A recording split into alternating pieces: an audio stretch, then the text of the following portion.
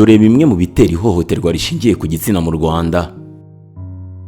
Hari ubusumbane bushingiye ku buringanire bw'umugabo n'umugore, bukaba bugaragarira mu kutagira ububasha bungana cyane cyane mu ifatwa ry'ibyemezo.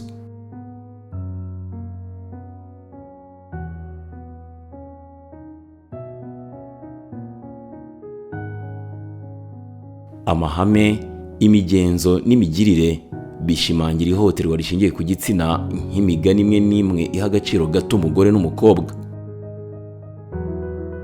Mu bikwiye kuba imbarutso hari ubukene, guhora uteze amaboko abandi ko bagufasha kubaho, ubujiji, ubusinzi no kunywa ibiyobyabwenge, ababyeyi batita bihagije ku burere bw'abana, kubana mu nzu kw'abantu benshi.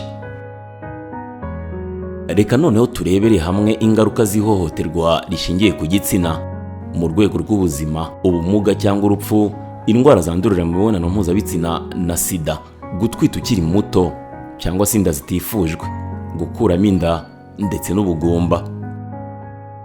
Mu rwego rw'imitekerereze, aha twavuga nko guhungabana cyangwa se kwiyahura, kwigunga, isoni, umutekano muke ndetse no kutigirira icyizere.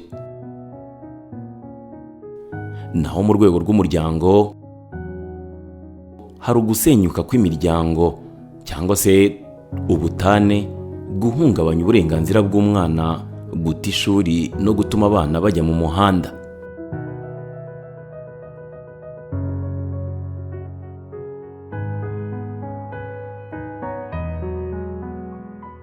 Haza kandi umusaruro muke cyangwa se ubukene.